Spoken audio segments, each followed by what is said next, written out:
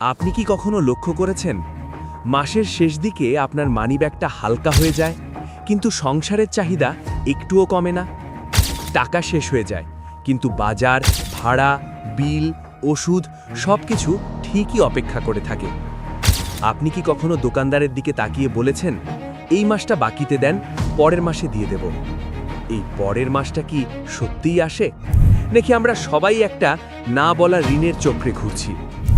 আজ আমরা কথা বলবো একটা নীরব বাস্তবতা নিয়ে, নাম তার বাকিতে সংসার। আমি প্রশান্ত নীল, আপনি দেখছেন তথ্য দৃষ্টি। একসময় বাকিতে নেওয়া ছিল লজ্জার বিষয়, আজ সেটা প্রয়োজন। আজ চাল, ডাল, তেল, সবজি সবই বাকিতে চলে। কেউ আর প্রশ্ন করে না, কারণ সবাই জানে টাকা শেষ কিন্তু জীবন থামে না। কিন্তু প্রশ্ন হলো, যেটা আজ স্বাভাবিক মনে হচ্ছে সেটাই কি কাল সবচেয়ে বড় বিপদ হয়ে দাঁড়াবে না? মানুষ কেন বাকিতে যেতে বাধ্য হয়? কারণ খুব সহজ, আয় বাড়ে ধীরে কিন্তু খরচ বাড়ে দ্রুত।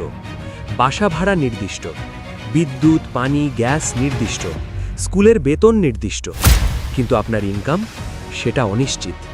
একটা অসুখ, একটা দুর্ঘটনা, একটা হঠাৎ খরচ পুরো হিসাব ভেঙে দেয়। তখন মানুষ ভাবে এই মাসটা কোনো রকমে পার হোক, পরে দেখা যাবে। কিন্তু কত মাস এভাবে পার করা যায়? বাকিতে নেওয়া শুধু টাকার সমস্যা না, এটা মানসিক চাপের গল্প।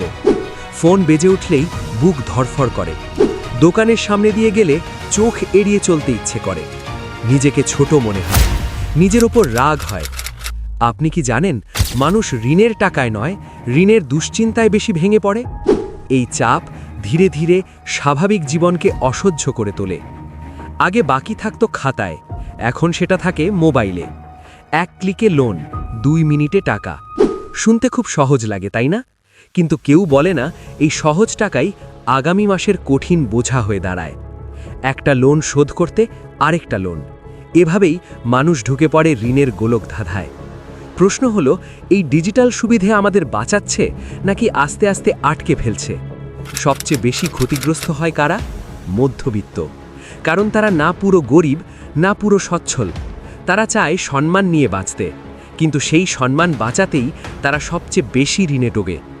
বাইরে হাসি, ভেতরে হিসাবের বোঝা।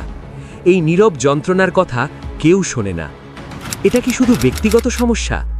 না, এটা কোনো একজনের ব্যর্থতা না, এটা একটা সিস্টেমের সমস্যা, যেখানে সঞ্চয় করার সুযোগ নেই, ভবিষ্যৎ অনিশ্চিত, নিরাপত্তা দুর্বল। এই সিস্টেমে বাকিতে না চললে চলা যায় না। কিন্তু প্রশ্ন হলো, এই সিস্টেম কি আমাদের বদলাচ্ছে, নাকি আমরা চুপচাপ মেনে নিচ্ছি? একটু ভেবে দেখুন, আপনি যদি আজ বাকিতে না নেন, আপনার সংসার কি চলবে? আর যদি বাকিতে নেন, এই চক্রটা কি কখনো থামবে? আমরা কি সত্যিই বেঁচে আছি, নাকি শুধু মাস পার করছি? বাকিতে সংসার হয়তো আজ আমাদের বাঁচাচ্ছে, কিন্তু প্রশ্ন হলো, এর দামটা কে দিচ্ছে? আমাদের মানসিক শান্তি, আমাদের ভবিষ্যৎ, নাকি আমাদের স্বাধীনতা? এই প্রশ্নগুলোর উত্তর আজ না হোক একদিন ঠিকই দিতে হবে। আমি প্রশান্ত নীল, আর আপনি দেখছিলেন তথ্য দৃষ্টি। ভাবুন আর ভাবান।